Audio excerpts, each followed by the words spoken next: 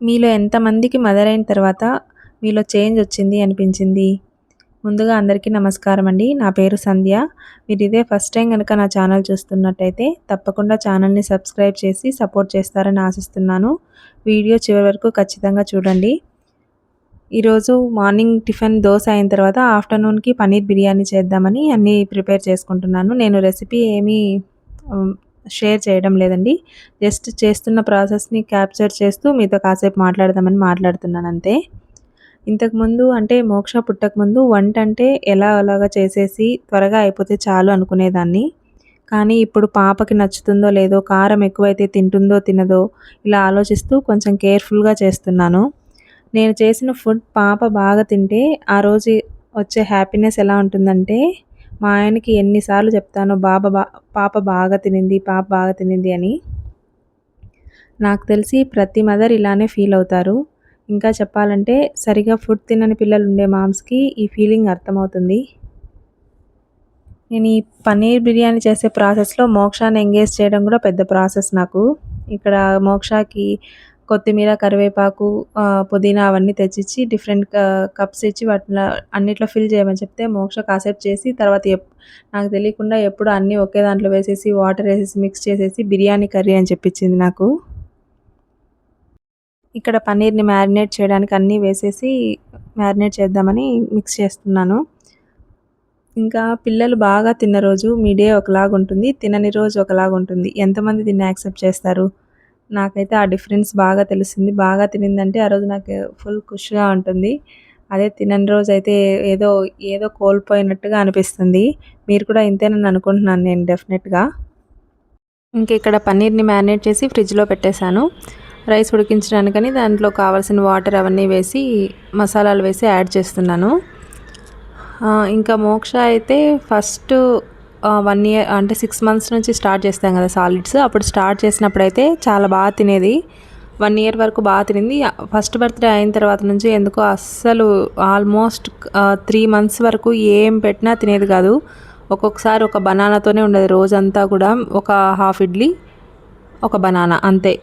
అప్పుడైతే నాకు మైండ్ అంతా ఎలా ఉండేదంటే నేను సరిగా పెట్టలేకపోతున్నానేమో, అదంతా చాలా స్ట్రెస్ ఉండేది ఎందుకో తెలియదు కానీ చాలా బాధపడేదాన్ని అప్పుడు ఏం చేయాలో అర్థం కాదు.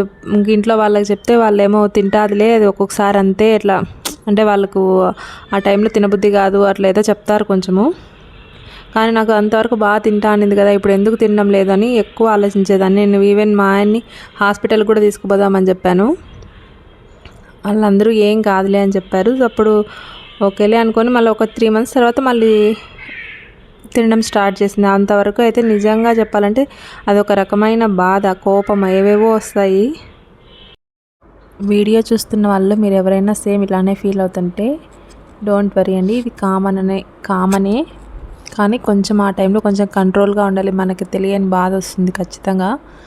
మీరు ఆ టైంలో ఏం చేస్తారంటే కొంచెం డిఫరెంట్గా ఏదైనా చేసి పెట్టడానికి ట్రై చేయండి. నేను ఇవి తినదేమో అదే తినాలని నేను కొంచెం అదే పెట్టాలని ట్రై చేస్తూ ఉండేదాన్ని. మళ్ళీ కొన్ని రోజులు కొంచెం చేంజ్ వచ్చిన తర్వాత తింటూ ఉండింది. అంటే ఇది ఏమైనా కొత్తగా పెట్టాలంటే అది అరిగించుకుంటుందో లేదో అదంతా డౌట్స్ ఉంటాయి. లేదు వాళ్ళు 1 ఇయర్ అయిపోయిన తర్వాత పర్లేదు బాగానే డైజెషన్ అవుతుంది. అది నాకు తర్వాత తెలిసింది. ఇంకోటి ఏంటంటే వాళ్ళు ఏదైనా వాళ్ళకి స్పైస్ అవంతా ఈ టైంలోనే అలవాటు చేయాలి. అంటే 1 ఇయర్ తర్వాతనే అలవాటు చేయాలి. నేను మోక్షకి అది అలవాటు చేయలేకపోయాను. మోక్ష ఇప్పటికి కూడా 2 ఇయర్స్ అయిపోయినా కూడా కొంచెం కారం ఉన్నా కూడా తినలేకపోతుంది. అక్కడ నేను కొంచెం మిస్టేక్ చేశాను అనిపిస్తుంది. ఇంకా ఆఫ్టర్నూన్ ఇంకా లంచ్ చేసేసి పడుకున్న తర్వాత నేను మోక్ష కంటే ముందే లేచి బట్టలు అవన్నీ తీసి మడుస్తుంటే మోక్ష లేచి వచ్చి నాకు హెల్ప్ చేస్తూ ఉంది. హెల్ప్ అంటే అదే మాటలు చెప్తా కాసేపు అలా ఆడుకుంటా చేస్తూ ఉంది. వీడియో స్టార్టింగ్లో ఒక లైన్ చెప్పాను కదా, మీలో ఎంతమందికి మదర్ అయిన తర్వాత మీలో ఎక్కువ చేంజ్ వచ్చింది అనిపించింది అని. నాలో అయితే మెయిన్ చెప్పాలంటే పేషెన్స్ లెవెల్ కొంచెం పెరిగింది. కొంచెం ఆర్గనైజ్డ్గా ఉండేది అలవాటైంది. ఇంకా ఎక్కువ అబ్జర్వ్ చేసింది ఏంటంటే మెయిన్ ఇదేలేండి, పేషెన్సే ఎక్కువ అయింది అనిపిస్తుంది. అంటే ఇంతకుముందు చాలా తక్కువ ఉండేది. ఇంకా బట్టలన్నీ ఫోల్డ్ చేసేసిన తర్వాత కబోర్డ్‌లో పెడదామని అన్నీ తీసుకుంటూ ఉంటే పాప పాప కూడా సెపరేట్ చేసిన బట్టలన్నీ తీసుకొచ్చి పాపవన్నీ ఒక రూమ్‌లో, నా ఒక రూమ్‌లో అలా పెట్టి హెల్ప్ చేస్తా ఉంటుంది. ఈ పనైతే చాలా చేస్తుంది పాప. నాకు బాగా అనిపిస్తుంది. ఇక్కడ నేనేదో టవల్ ఏదో మర్చిపోయానని, "అమ్మ ఇది ఫోల్డ్ చేయలేదు చూడు" అని చెప్పి మళ్ళీ అది అది తెచ్చి మడిచి అక్కడ పెట్టమని చెప్పింది. ఇంక ఇదంతా అయిపోయిన తర్వాత ఫ్రెష్ అప్ అయ్యి ఈరోజు గుడికి వెళ్దామా అని అనుకుంటున్నాము. ఈవినింగ్ ఇంట్లో పూజ చేసేసుకొని ఇంకా మాకు ఇంటికి కొంచెం దగ్గరలోనే వేణుగోపాల స్వామి టెంపుల్ ఉంది. అక్కడికి వెళ్దామని అనుకుంటున్నాము. మోక్ష ఎందుకో కొంచెం బోర్ ఫీల్ అవుతుంటే అలా తీసుకెళ్దామని అనుకున్నాము. ఇంక ఇక్కడ కీస్ వేసుకొని వెళ్తూ ఉంటే మోక్ష నాకు వీడియో తీయొద్దు, వీడియో తీయొద్దు అని అరుస్తా ఉన్నింది. నేను నీకు తీయలేదులే అని చెప్పాను. అప్పుడు గమ్మునయిపోయింది. ఒక్కోసారి మోక్షికని అమ్మ వీడియో తీయి అని అడుగుతుంది. ఒక్కోసారి ఎందుకో అసలు ఏదైనా మంచి మొమెంట్స్ క్యాప్చర్ చేద్దామంటే అస్సలు వీడియో ఫోన్ తీస్తేనే ఇంకా నేను ఎప్పుడు ఫోన్ తీసానో ఆ పని ఆపేస్తుంది సడన్‌గా. నేను ఏది క్యాప్చర్ చేద్దామంటే ఆ రోజు అస్సలు తీయలేదు వీడియో. ఇంకా గుడికి బయలుదేరేసాము. ఆ రోజు ట్రాఫిక్ అయితే చాలా ఎక్కువగా ఉన్నింది. ఫైనల్‌గా గుడికొచ్చేసామండి. ఇదే వేణుగోపాల స్వామి టెంపుల్. ఇది కేఆర్‌పురం దగ్గరగా అంటే కేఆర్‌పురం కంటే ముందే వస్తుంది. బాగుంటుంది. మీకు ఎవరైనా కేఆర్‌పురం, అయ్యప్ప నగర్ ఆ సైడ్ ఉండే వాళ్ళైతే ఒకసారి వెళ్ళి విజిట్ చేయండి. చాలా పీస్‌ఫుల్‌గా అనిపిస్తుంది. కొంచెం టెంపుల్ కూడా స్పేషియస్‌గా అనిపిస్తుంది. కాసేపు అక్కడ కూర్చొని పిల్లలుంటే బాగా ఆడుకుంటారు ఖచ్చితంగా. మోక్ష బాగా ఆడుకుంటుంది. కాసేపు పీస్‌ఫుల్‌గా ఉంటుంది అని అనుకున్నాం గానీ, ఎందుకో మోక్ష కంఫర్టబుల్‌గానే లేదు. ఎంతసేపు నేను ఎత్తుకొనే ఉన్నానక్కడ. దిగలేదు ఎందుకో అంటే అంతమందిని చూసి భయపడిందో మరేమో తెలీదు. అక్కడ ఎలిఫెంట్ ఉంది అక్కడికి పోదామా అని చెప్తే నువ్వే తీసుకెళ్ళు అని చెప్పింది. కాసేపు అక్కడ తీసుకెళ్ళినా కూడా ఏమో వద్దు ఇంటికెళ్ళిపోదాం అంటే ఇంకా ఇంటికెళ్ళిపోదామని ఇంకా ఓకే అని చెప్పి వచ్చేస్తున్నాము. ఇంకా ఆ గుడి బయటనే ఇంకా నాగదేవతలు వాళ్ళుంటారు. అక్కడ అవి కూడా ఒకసారి చూసేసి వచ్చేసాము.